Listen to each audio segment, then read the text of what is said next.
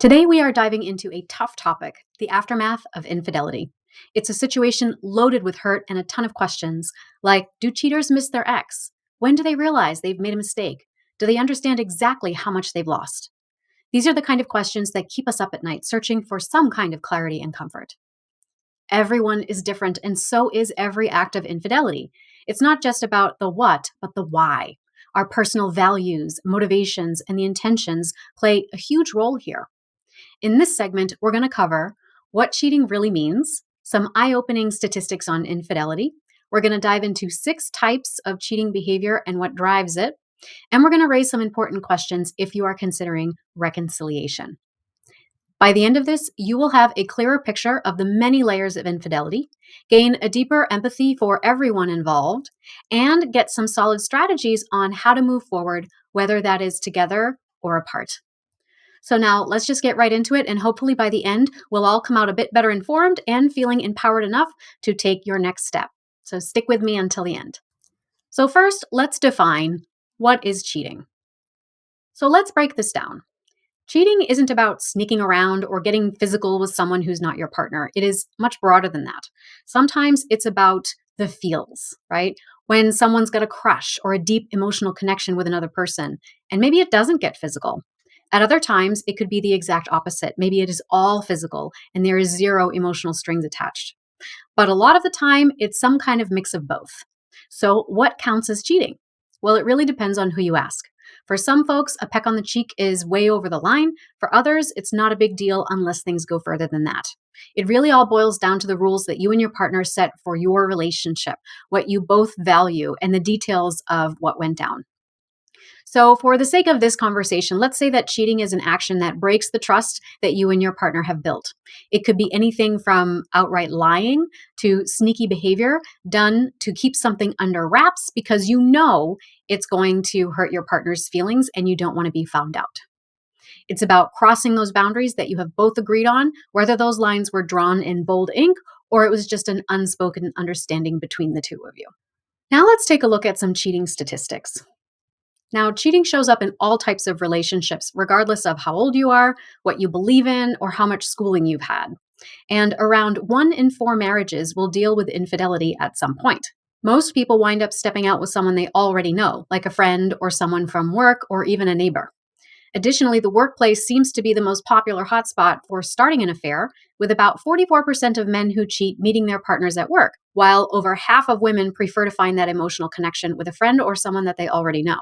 Men are also more likely than women to have a fling with someone they just met, 27% of men versus just 9% of women. But it's not just unhappy couples dealing with cheating. A whopping 56% of men and 34% of women who have had affairs say that their marriage was happy and stable. So it's clear that being unhappy at home isn't the only thing driving people to cheat.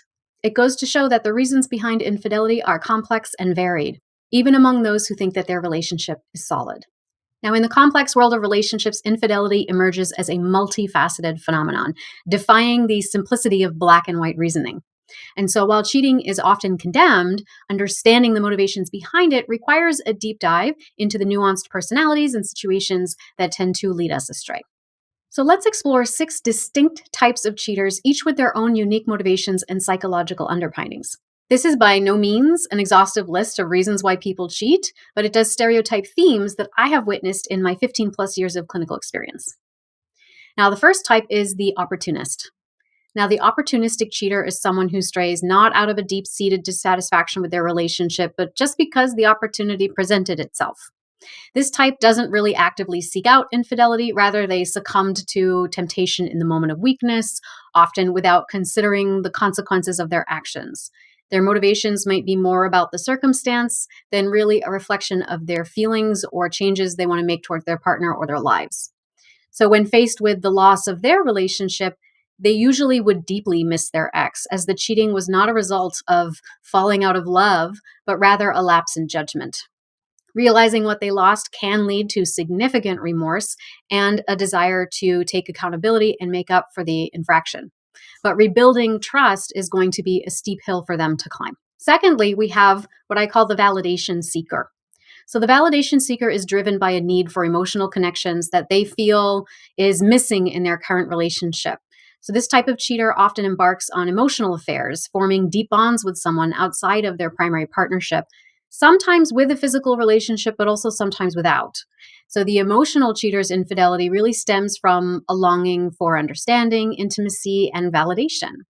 Sometimes they may even hope to get caught by a primary partner because perhaps then it will finally attract the attention that they deeply desired from their partner in the first place. Now, if their partner is very wounded, then they may feel that that is proof of their emotional responsiveness. If that infidelity leads to a breakup, however, the likelihood of the validation seeker missing their ex really depends on the depth of the emotional connection that they feel they've lost or gained. So it might also force them to realize the impetus for their behavior, which was really their own worthiness issues. So they might realize what they lost if the affair doesn't provide the fulfillment that they were seeking, and then lead to things like remorse and a reconsideration of their actions after the fact. Then we have what I call the closet poly. So this individual is extroverted, socially driven, and highly values deep connections and relationships. They are emotionally supportive and stable, meeting all of the needs of their primary partner, and they are deeply invested in a lifelong commitment. Now, despite that dedication, they also believe in their capacity to form intimate connections with others without diminishing their commitment or their love for their primary partner. They view these external connections as enriching to their well being and, by extension, benefits their primary relationship. However, they keep these relationships hidden, understanding that their actions might hurt their partner and out of an awareness that society may not accept their views on love and relationships. So the secrecy stems from a fear of not being accepted for their true selves and the risk of losing the stable life and the genuine love that they do have with their primary partner. So they rationalize their actions as expressing their authentic self while also trying to protect their partner from pain. These are the types of people that can support two separate families for a lifetime, and you would never know it. Then we have what I call the serial cheater. So the serial cheater is a repeat offender engaging in infidelity with little or no remorse. Their motivation often ties back to deeper issues of commitment, self-esteem, or even a compulsive pursuit of novelty and excitement. Unlike the opportunistic or validation seeking cheaters, serial cheaters might not miss their ex as much as they miss the practical stability that a relationship provides. It was likely to be a relationship built on convenience and ease for them. They are inclined to commit to someone that doesn't demand a lot but will give a lot so that they don't feel burdened by too much vulnerability or responsibility. They do not want to be caught. Rather, they want things to just kind of be easy breezy so they can do what pleases them, and they tend to carry an air of entitlement about themselves. Realizing what they've lost may be more challenging for this type because their actions suggest a habitual detachment from the emotional consequences of their behaviors. Change is possible, but it requires addressing the underlying psychological drivers for their behaviors. Then we have the thrill seeker. Now, the thrill seeker is drawn to the exhilaration of risk, particularly the danger of being caught, which is central to their motivation for cheating. This type craves the adrenaline rush that comes from the possibility of discovery, making the act of cheating about more than just seeking a new partner. It's really about confronting the thrill of the forbidden. Consequently, maintaining their primary relationship is essential, not only for its emotional value, but also because it sets the stage for their thrill-seeking behavior. The risk of betrayal, and thus the thrill, only exists within the context of a relationship. So this dual motivation implies that the thrill seeker may value their relationships for many reasons, including the opportunities it provides to experience risk. So if they come to miss their ex or realize the loss, it is partly because it is the end of that unique thrill. So addressing their behavior requires detangling their need for excitement from their relationship dynamics and commitments and finding healthy ways to fulfill their desire for adventure while respecting the boundaries of their partnership. Then we have the exit strategist. Now, the exit strategist uses infidelity as a means to an end, specifically the end of their current relationship. Rather than confront the issues directly or head on or break off the relationship in a conventional way, they cheat in order to force some kind of conclusion. So their motivations are rooted in an avoidance of fear of confrontation, fear of an uncertainty of how they might end things. And so this type might not miss their ex, as the act of cheating was really a deliberate attempt to step away from the relationship. However, they might experience regret over the manner in which things ended, recognizing the pain that they've caused in pursuit of their exit. So there you have it, 6 types of cheaters and infidelity: the opportunist, the validation seeker, the closet poly, the serial cheater, the thrill seeker, and the exit strategist. Now, the next question you might have is, can cheaters change? So can cheaters actually learn from their slip-ups? Well, it really boils down to why they strayed in the first place, how sorry they really are, and whether they're up for doing some real soul searching and improving the way they approach relationships. Now, if they do not get to the heart of why they cheated, all of those heavy feelings of guilt could just be fleeting, instead of sparking some kind of self reflection and real change. So, I want to offer you some guiding questions to help you assess the possibility of reconciliation with a partner that may have strayed. So, first, what were the motivations behind the infidelity? So, understanding the root causes of your partner's actions can provide crucial insights into the dynamics of your relationship and the struggles that your partner may be silently facing. Number 2, is there genuine remorse and a willingness to change? So, you want to assess your partner's responses and actions after they disclose. And does it reveal their commitment to healing the relationship and themselves in sincerity? Right? Or are they healing the relationship in order to preserve the conditions that would facilitate cheating in the future, such as with the serial cheater or the thrill seeker, right? Next, can trust be rebuilt and how? So, rebuilding trust is a gradual process that requires consistent effort, transparency, and commitment from both partners. You want to discuss and agree on concrete steps that will foster trust and security in your relationship. Additionally, what does a future look like and what steps are necessary to get you there? So, you want to envision a shared future so that you can clarify the changes and the compromises that need to be made on both sides to create that fulfilling relationship moving forward. It is really crucial to make sure in this process that you're honoring your needs, that you are establishing clear boundaries, and that you are gauging your capacity for forgiveness.